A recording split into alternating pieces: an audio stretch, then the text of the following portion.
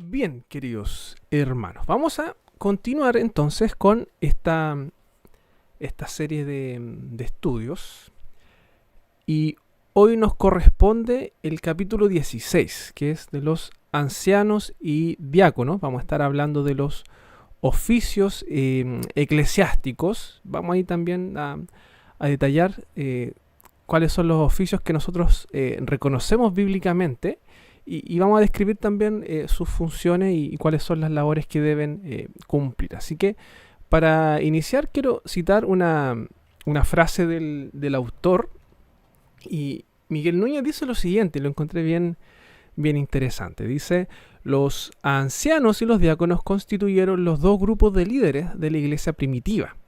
Lo mencionamos porque hoy abundan en las iglesias los títulos de apóstoles, profetas y hasta aparecieron los patriarcas, lo que dio lugar a que estos megatítulos hayan ahogado los dos tipos de líderes que Dios dejó establecidos para que se desempeñaran en la iglesia de Dios. Entonces, Miguel Núñez parte haciendo como una especie de diagnóstico y él menciona que hoy en día estamos un poquito bombardeados por estos títulos que a veces aparecen. Ya hubo un tiempo en que el concepto de pastor como que quedó corto en las iglesias, entonces empezaron a ocupar el concepto de obispo para señalar como alguien que está por sobre los pastores. Entonces, después con el paso del tiempo, el concepto de obispo también quedó corto y se empezó a usar el concepto de apóstol, el apóstol. Entonces,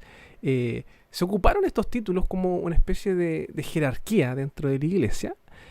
Sin embargo, y esto es a lo que nos invita el autor, es a reflexionar que en realidad estos títulos que están ahí de apóstol, profeta o patriarca, en realidad no son bíblicos en el sentido de que estén aplicando al día de hoy, ¿ya?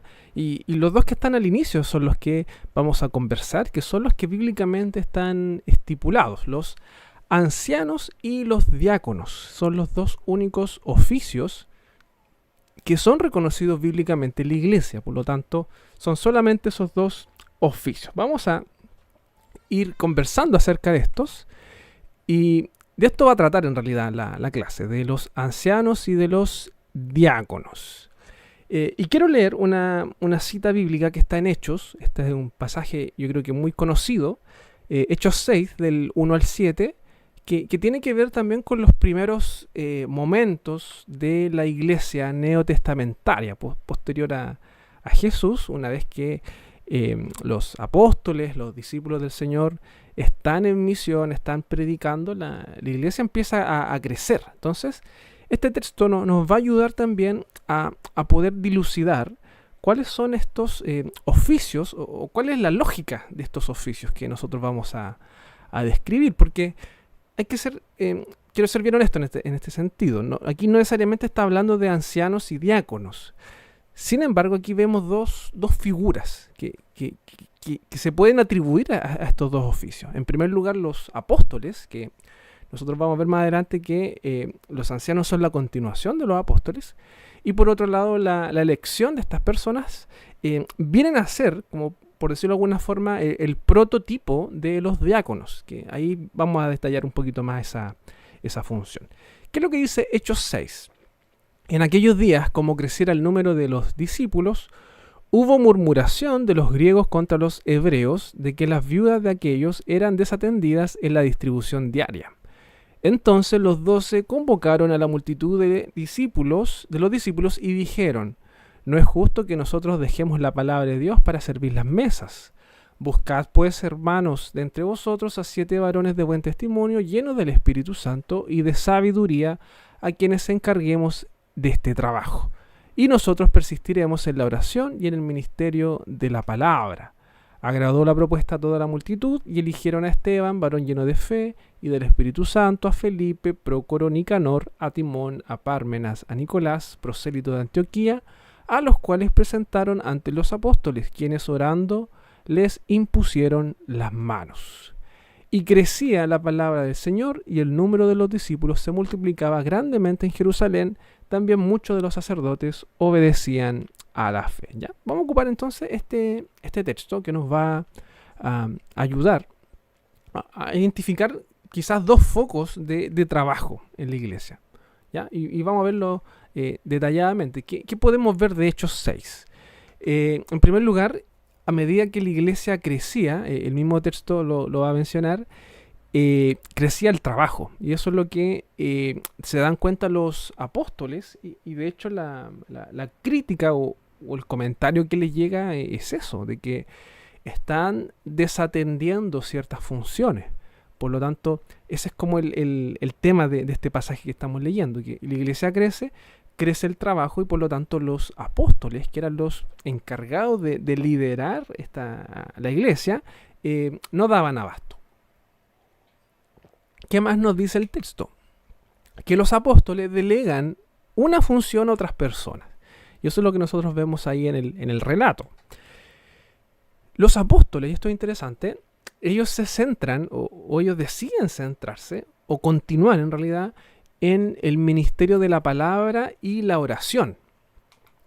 Y por otro lado, aquellos que son elegidos para cumplir otra función, ellos se desarrollan o ellos van a ejercer labores de servicio o diaconía o de atención a las mesas, por decirlo de alguna forma. Entonces, vemos que hay una distinción de funciones dentro de la iglesia, dado que los apóstoles no estaban dando abasto, escogen a personas que puedan apoyar en ciertas áreas y ellos se centran en lo que es la palabra y la oración, y este otro grupo viene a cumplir labores, no quiero decir secundarias, sino que labores asociadas al servicio, porque ambas labores son importantes. Y eso también es relevante que la iglesia siempre lo entienda, de que no existe una distinción, por decirlo de alguna forma, de valor entre ser anciano o diácono. No es que el anciano sea superior moralmente al diácono, sino que en realidad son labores distintas. Ambos tienen la misma dignidad, ambos son de igual respeto dentro de la iglesia. A ese punto quiero llegar. Pero vemos esto acá. La iglesia crece, los apóstoles escogen, o la iglesia escoge, los apóstoles ponen las manos y quedan ordenados estas personas para esta función. Y el versículo 7 es interesante porque nos va a mostrar de que la iglesia seguía creciendo. El Señor confirmaba esta obra en la iglesia. Entonces, vemos que este modelo que nos plantea Hechos 6 es validado por el mismo Señor. En la medida que los apóstoles se siguen preocupando de la palabra, la oración, y estos hermanos elegidos van a servir, a trabajar en estas labores de diaconía, el Señor confirma esta obra en la iglesia. Entonces, en el Nuevo Testamento vemos que Dios instituyó dos oficios para su iglesia, lo que conocemos como ancianos y diáconos, oficios que hasta el día de hoy siguen vigentes. Por lo tanto, estos son los dos oficios que tienen plena vigencia en la iglesia hoy en día. No hay ningún otro más, como hablábamos al inicio. Se podría entender que el oficio de anciano o ancianos, que vamos a ver también más adelante que es lo mismo que presbítero, pastor u obispo, es la continuación del trabajo apostólico, dado que este último oficio, es decir, el de apóstol, cesó, ¿ya? Y acá es interesante porque es importante hacer una precisión de que nosotros reconocemos de que el oficio apostólico cesó, sin embargo, el don que tiene que ver con los dones espirituales de apostolado, eso sigue vigente hasta el día de hoy, que es un don que el Señor pone en las personas. Sin embargo, no hay que confundirlo con el oficio o esta idea de ser investido con una autoridad o un rango que en realidad no existe, ¿ya? Así que vamos a hacer esa distinción. Entonces, para introducir al tema, creo que es interesante conversar acerca de si efectivamente cesaron o no los apóstoles. Si ustedes ven hoy en día, hay distintas iglesias, denominaciones, en donde se ocupan estos títulos, estos cargos. Y a veces uno también se encuentra por ahí en redes sociales afiches de la visita de tal apóstol que viene de tal país, por lo tanto la iglesia va a recibir la visita de ese apóstol, ¿ya? Me gustaría entonces poder conversar brevemente, porque obviamente no es el tema, si efectivamente cesaron o no los apóstoles, y para poder responder a esta pregunta tenemos que hacernos simplemente la pregunta básica. ¿Qué dice la Biblia acerca de esto? Si efectivamente habrían apóstoles hoy en día, ¿cuáles son los requisitos para ser apóstol? ¿Podría yo ser apóstol? Yo creo que eso es lo que tendríamos que preguntarnos. Y yo aquí tengo dos pasajes que obviamente no los voy a leer, pero se los dejo para que ustedes lo busquen, lo lean en su casa después. Hechos 1, del 12 al 26, que trata acerca de la elección del sucesor de Judas, ¿ya? Cuando Judas queda descartado dada la traición al Señor, los apóstoles, ellos buscan un sustituto, y eso está en Hechos 1, para que usted después lo pueda leer, Hechos 1, 12 y 26. Y por otro lado también les voy a dejar ahí Hechos 9, del 3 al 6, que habla de la conversión de Saulo, ¿ya? Del apóstol Saulo. Así que para que usted lo analice, lo lea después en su casa. ¿Qué vemos nosotros de estos pasajes? Que hay algunos requisitos. ¿Cuáles son? En primer lugar, Hechos 1 nos va a mencionar de que para ser apóstol se tendría que haber sido testigo ocular, o sea, haber visto de forma presencial el ministerio de Jesús. Ese es como el primer requisito, ¿ya? Entonces, nos vamos dando cuenta que rápidamente se van descartando personas. Ser enseñado por Jesús, eso también está ahí en el texto. Que haya estado con los discípulos de Jesús y que haya sido también testigo de su resurrección, ¿ya? Eso también es importante, haber visto su resurrección. Y también por otro lado, ser llamado por Jesucristo. Y eso también lo muestran los evangelios, de que Él llamó a sus discípulos, Él llamó y comisionó a sus apóstoles. Por lo tanto, vemos claramente que hoy en día ninguna persona podría cumplir estos requisitos, porque en realidad nadie puede, nadie es testigo ocular, nadie fue enseñado directamente por Jesús, nadie estuvo con los discípulos de Jesús, ninguno de nosotros ha visto la resurrección, y tampoco fue llamado directamente por el Señor. Por lo tanto, ahí podríamos hacernos la pregunta, ¿qué ocurre con el apóstol Pablo? Porque el apóstol Pablo, él es un apóstol llamado después. Él no estuvo desde el bautismo de Juan hasta la resurrección. Sin embargo, si vemos cada uno de estos requisitos, vamos a ver que claramente Pablo los cumple todos. Él fue un testigo ocular del ministerio de Jesús, ya que fue el mismo Señor el que lo llamó. Fue enseñado también por Jesús. Estuvo con los discípulos de Jesús, trabajó con él. Él fue testigo de la resurrección, sí, porque Jesús lo llamó. Él estuvo con él, lo vio vivo, lo vio resucitado. Y fue llamado también por el Señor. Por lo tanto, el apóstol Pablo también cumple esa labor o esos requisitos, y también lo vemos que fue reconocido por los otros apóstoles. Entonces, claramente no hay espacio para que existan apóstoles hoy en día. Ese oficio propiamente tal ya cesó. Ya no hay espacio para apóstoles. Así que vamos con los ancianos para que podamos conversar acerca de esto. El concepto de anciano es sinónimo de presbítero, obispo o también pastor. En el Nuevo Testamento estos términos se ocupan de forma intercambiable para referirse a un mismo concepto. La labor fundamental de este oficio se relaciona al ministerio de la palabra, como lo veíamos también en Hechos 6, y el cuidado espiritual de los creyentes, ¿ya? Ahí también podemos añadir la oración, por ejemplo, tomándonos de Hechos 6. ¿Quiénes cumplieron esta labor?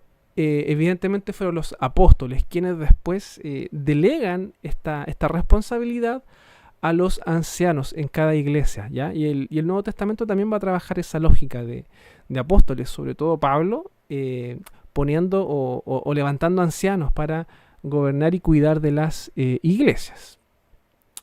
Por lo tanto, si vemos el progreso de la iglesia, vamos a ver, al menos la iglesia neotestamentaria, ya que al menos yo entiendo que la iglesia existe desde el Génesis. Si nos centramos en el Nuevo Testamento, vemos que en esta etapa fundacional, que es del siglo I, están estos apóstoles que son directamente selectos por el Señor, elegidos por Él y enviados por Él, quienes forman como esta etapa temprana de este nuevo cuerpo que es la iglesia, tanto de judíos y gentiles. Luego de eso, pasado ya el primer siglo, estos apóstoles empiezan a ordenar o instalar ancianos en las respectivas iglesias locales. ¿Cuál era como la lógica? A medida que los a medida que los apóstoles expandían el ministerio, la palabra de Dios, y se formaban nuevos creyentes, nuevas iglesias, ellos, dado que tenían una función más de visitar, viajar, ellos establecían ancianos para que estos ancianos pudiesen gobernar la iglesia. Y hasta el día de hoy creemos que ese es el modelo. Ya fuimos, en primer lugar, fundados o fundamentados por el trabajo apostólico. Sin embargo, ahora ese trabajo se continúa con los ancianos de la iglesia. Ellos son los que tienen esta autoridad delegada por los apóstoles y a la vez delegada por el Señor para el gobierno de la iglesia. Cuando hablamos de oficios eclesiásticos, también es importante destacar que hay dos llamados que tenemos que describir. ¿A qué me refiero con esto? De que cada persona que cumple un oficio en la iglesia, ya sea presbítero o diácono, tiene que tener un llamado, tiene que haber sido llamado a eso. ¿Cómo lo entendemos? En primer lugar, un llamado interno, que es ese llamado que Dios pone en el corazón de la persona. Claramente, aquellos que cumplen ciertas labores, como por ejemplo el pastorado, nosotros entendemos y reconocemos de que es Dios quien pone eso en el corazón de la persona. O sea, nadie es, por decirlo de alguna forma, obligado contra su voluntad a ejercer un ministerio, porque creemos que en primer lugar Dios ha puesto en el corazón de esa persona esa vocación, ese llamado. Sin embargo, y esto es lo importante, creemos también que ese llamado interno o ese primer llamado debe ser confirmado por la iglesia. La iglesia, la comunidad de creyentes es quien reconoce ese llamado. ¿Cómo lo puede reconocer? Bueno, a través de la experiencia, la madurez, el fruto, el crecimiento de la persona, la integridad de las personas. La iglesia es la que evalúa eso. Y eso es muy importante porque podría ser que se levante, por ejemplo, alguien que diga: yo tengo un llamado de Dios a ejercer el pastorado o el ministerio pastoral, pero tiene que pasar por un filtro, en este caso, que es la misma iglesia, la que reconoce y evidencia que efectivamente Dios ha puesto ese llamado en la persona. ¿Y cómo lo hace? A través de lo observable, a través de los frutos, a través de la conducta, a través del conocimiento, la madurez y otras cosas. Por lo tanto, y esto también nos va a ayudar a entender de que dentro de los oficios eclesiásticos, no es que una persona se autoimponga un oficio o se ordene, que una persona diga de un día para otro: yo voy a ser pastor. Eso no tiene lógica bíblica, porque en realidad quien reconoce esa labor, quien reconoce ese oficio, debe ser la iglesia, no debe ser la misma persona. La misma persona siente el llamado, pero es la iglesia la que debe confirmar ese llamado a través de lo observable. Y obviamente a través de la oración, a través de lo que el Espíritu Santo también vaya guiando y mostrando a la iglesia. Vemos también en Hechos 14:23 que Pablo y Bernabé designaron ancianos en las iglesias locales. Por otro lado, también vemos que Pablo, y esto está escrito en Tito 1:5, él deja en Creta a Tito para que él ordenara las cosas y estableciera a ancianos en aquel lugar. Por lo tanto, vemos también esta lógica de apóstoles o discípulos del Señor designando y delegando esta función a los ancianos, quienes continuaron después estableciendo nuevos ancianos y conformando esta idea de gobierno. Tengo aquí un párrafo que este es del Estatuto de la Iglesia. No sé si se va a ver bien, pero igual lo voy a leer para que, si es que no se alcanza a ver, puedan al menos escuchar. El Estatuto de la Iglesia Presbiteriana habla de los oficiales, ¿ya? ¿Y qué es lo que menciona? Esto está en el artículo 28. Dice lo siguiente: los oficiales eclesiásticos son la respuesta al llamado de Dios ejercido por personas cuya vocación, mediante el testimonio del Espíritu Santo, ha sido reconocido en la conciencia de la propia persona como de la iglesia. Entonces, si ustedes se fijan, en el estatuto, el artículo 28 establece eso, de que los oficios eclesiásticos son respuestas al llamado del Señor, pero que son confirmados mediante el testimonio del Espíritu Santo en la persona y también en la misma iglesia. El artículo 29 de nuestro estatuto establece también cuáles son los oficiales de nuestra iglesia. Y aquí están los dos que habíamos hablado al inicio, solo que hace una distinción entre el primero y el segundo, que es el presbítero docente, también llamado, acá está hablando de anciano, ¿ya? Presbítero docente, también llamado ministro del Evangelio, o lo que nosotros conocemos como pastor. Presbítero regente, también llamado anciano gobernante, y también el diácono. Entonces aquí vemos claramente cómo el estatuto desarrolla esta idea de los oficios. ¿Qué más comenta? Son deberes de estos oficiales ocuparse del servicio y del cuidado espiritual de la iglesia, ejercer el gobierno y la disciplina de la misma y administrar sus bienes cuando correspondiere. La ordenación de los oficios eclesiásticos es perpetua y su ejercicio es temporal. Y esto es interesante. ¿Qué es lo que está diciendo el estatuto?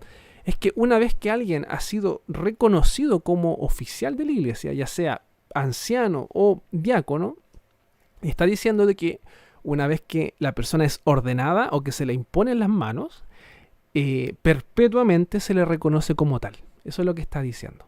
O sea, les coloco un ejemplo. Si una persona, un miembro de la iglesia, es ordenado como diácono, nosotros le vamos a reconocer como diácono hasta el último día de su vida.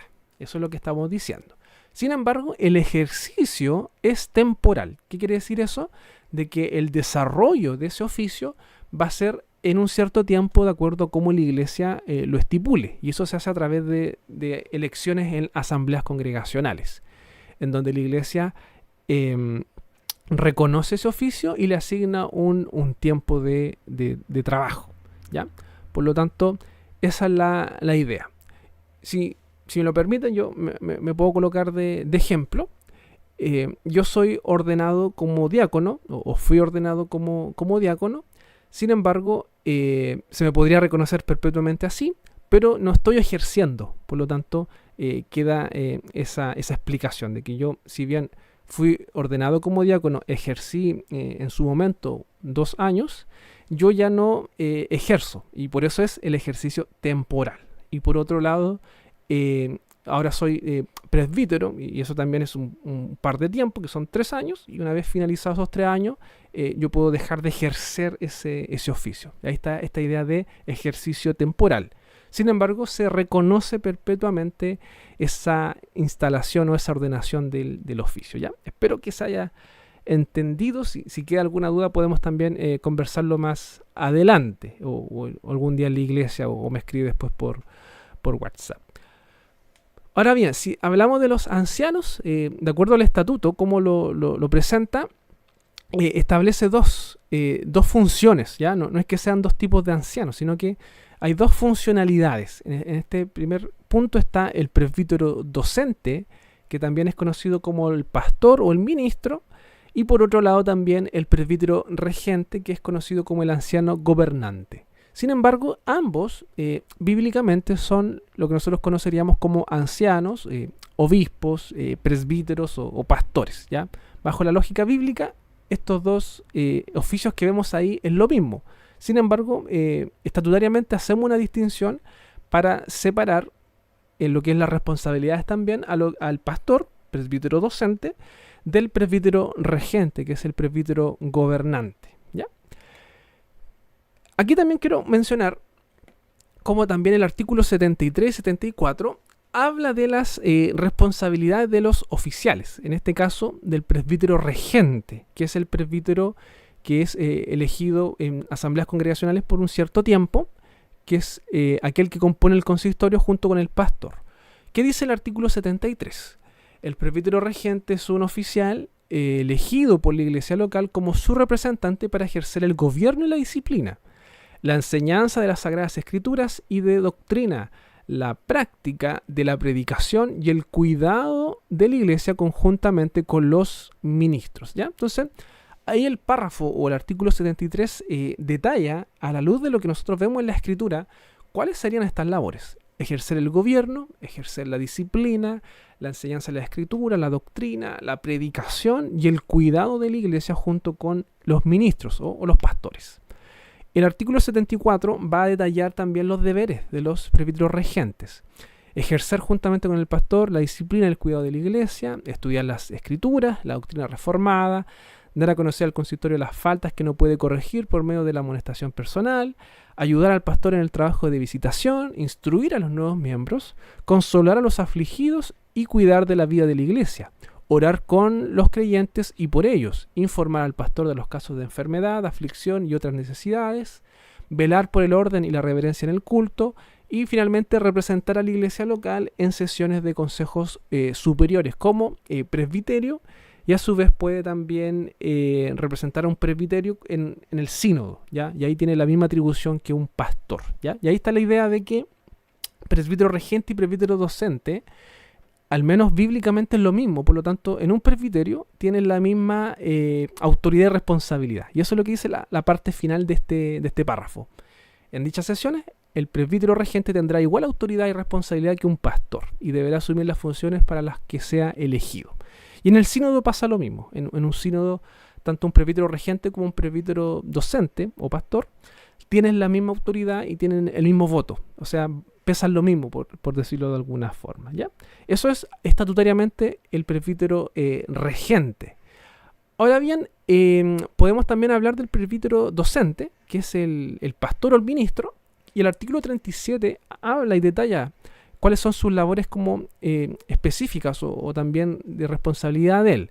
Orar con y por la congregación, instruir a la congregación en la doctrina cristiana, procurando especial atención a los inexpertos y nuevos convertidos, orientar y supervisar las actividades de la iglesia a fin de cultivar y beneficiar la vida espiritual de la congregación, así como su servicio a la comunidad. Dedicar atención a los niños y a los jóvenes, así como a los necesitados, afligidos, enfermos y alejados de la iglesia. Ejercer la administración y el gobierno de la iglesia junto con los presbíteros regentes. Y aquí está la distinción entonces de las labores del pastor o del ministro, que si ustedes lo ven son bastante similares a las del presbítero regente. Sin embargo, también tiene ciertas atribuciones que son exclusivas, como por ejemplo impetrar la bendición apostólica, que ahí puede también ser delegada a un presbítero regente, pero por ejemplo los sacramentos, ya sea bautismo, cena, eso es exclusivo de un ministro o de un pastor. Así también impetrar, o mejor dicho, dar la bendición nupcial, entre otras cosas. Así que ahí están las distinciones funcionales de este oficio. Sin embargo, como ustedes verán, la labor es la misma, de procurar la sana doctrina, enseñar, orar por la iglesia, supervisar, cuidar de las personas, de los nuevos, acompañar y velar por la espiritualidad de las personas. Por lo tanto, eso es lo que nosotros también entendemos que bíblicamente vendría a ser el trabajo de un anciano, que es procurar el cuidado de la iglesia, pastorear, apacentar la grey. Vamos con los diáconos para ir cerrando este estudio. Ya hemos hablado de los presbíteros, que son los que gobiernan, los que cuidan. Sin embargo, debemos reconocer también el segundo oficio, que tiene una labor que es importante dentro de la iglesia, y estos son los diáconos. El diaconado corresponde al segundo oficio que podemos ver en las Escrituras. Si bien en Hechos 6 del 1 al 7 podría no estar describiendo el oficio, las labores que se señalan ahí sientan las bases de la diaconía. ¿Qué podemos decir de los diáconos? Su llamado se relaciona con el cuidado y la atención de necesidades que podrían no ser cubiertas por los ancianos. Como veíamos ahí en Hechos 6, cuando la iglesia crece, la iglesia va aumentando, empiezan a llegar las críticas a los ancianos, a los apóstoles, de que habían viudas que no estaban siendo atendidas. Entonces, ¿cómo se resuelve esto? A través de la elección de otro cuerpo, de otro equipo, por decirlo de alguna forma, que va a cubrir esas necesidades. Por lo tanto, las labores relacionadas con los diáconos la entendemos con esta idea de la misericordia, por ejemplo, el servicio, la ayuda social, la visitación, todo aquello que tenga que ver con este enfoque de mostrar también el amor y la misericordia de la iglesia a aquellos que más lo necesitan. ¿Qué dice el estatuto? ¿Ya? Quiero leer textual los artículos 76 en adelante, que dice: el diácono es un oficial elegido por la iglesia para ejercer el ministerio de servicio con honestidad y amor fraternal. ¿Cuáles son los deberes del diácono? Y aquí se van a dar cuenta de que difieren de las labores del presbítero o del anciano. Sin embargo, no dejan de ser importantes. Y esto es lo que quiero yo destacar, de que ambas labores, ambos oficios son muy relevantes para la iglesia. ¿Cuáles son estos deberes? Cuidar de los pobres, enfermos, inválidos, viudas, huérfanos, desamparados y todos aquellos miembros de la iglesia que pasan por aflicción. Esa es una labor o responsabilidad o deber de los diáconos. Cuidar los bienes de la iglesia también. Al menos estatutariamente se les da esa atribución de cuidar los bienes de la iglesia. Ayudar a los pastores y presbíteros regentes en el desarrollo espiritual de los creyentes. Entonces también ellos pueden colaborar en eso, de apoyar en lo que es el desarrollo espiritual. Planificar y llevar a cabo las acciones sociales de la iglesia, ¿ya? Eso también lo estipula el estatuto común deber de los diáconos. Llevar a cabo acciones sociales que puedan bendecir a otras personas que están fuera de la iglesia a lo mejor. Artículo 78, y esto es interesante mencionar, de que los diáconos no se mandan solos, por decirlo de alguna forma. Los diáconos responden al consistorio, los diáconos están sometidos al consistorio, y ellos en su ejercicio, junto al pastor o pastores, constituyen la junta diaconal. Entonces, cuando se habla de la junta diaconal o este consejo que trabaja las labores diaconales, esta junta está conformada por todos los diáconos de la iglesia y el pastor o los pastores de la iglesia local. Esto es lo que nosotros conocemos como la junta diaconal, ¿ya? ¿Qué más podemos hablar para ir cerrando? Bíblicamente, y de acuerdo a lo que hemos visto, el gobierno de la iglesia entonces recae o están estos dos consejos, si queremos llamarlo así.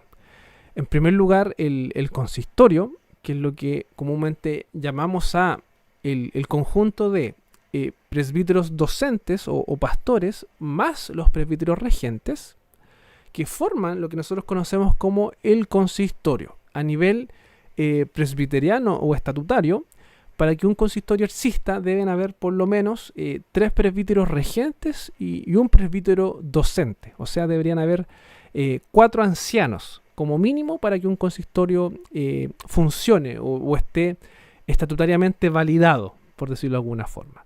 ¿Pueden tener más presbíteros regentes? Sí. ¿Pueden tener más presbíteros docentes? Sí. Pero como mínimo deben ser 4. 3 regentes y 1 docente. 3 ancianos gobernantes y un pastor. Esa es como la lógica que establece el estatuto. Por otro lado, está la junta diaconal, que está conformada por los diáconos, que son elegidos por la iglesia, que son reconocidos en su labor, y también por el presbítero docente, que ejerce esta labor de presidente de la junta diaconal, ¿ya? Aquí obviamente no son dos consejos que funcionan de forma separada, o que cada uno hace lo que quiere. En realidad, el consistorio es quien gobierna la iglesia a través de los presbíteros que están ahí, y la junta diaconal es un consejo o es un ente que trabaja como en paralelo apoyando las labores del consistorio. Sin embargo, debe rendir cuenta, debe someterse al trabajo del consistorio, y por eso también está esta idea de que el presbítero docente es el presidente de la junta diaconal, porque él también tiene que guiar y moderar el trabajo de esta junta. Por lo tanto, esos son los 2 estamentos que gobiernan nuestra iglesia. El consistorio, relacionado con la predicación de la palabra, la administración, la oración, el cuidado pastoral, el cuidado espiritual de las personas.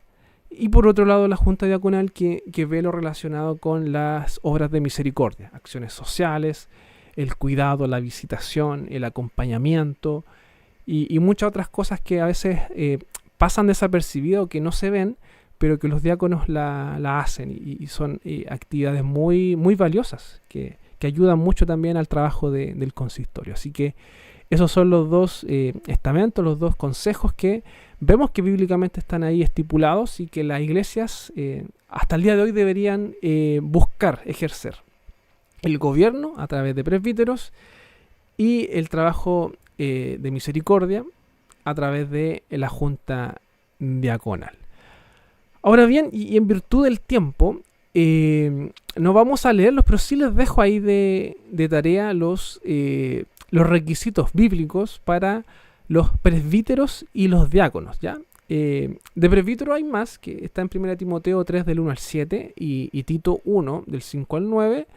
Y en diáconos tenemos 1 Timoteo 3 del 8 al 13 y Hechos 6, 3, que, como les decía al inicio, no necesariamente está hablando de diáconos, pero al menos el principio bíblico o el requisito bíblico yo creo que perfectamente puede aplicar para aquellos que ejercen la diaconía. Así que yo les dejo de tarea esos pasajes para que ustedes los puedan ahí leer, los puedan buscar, los puedan analizar.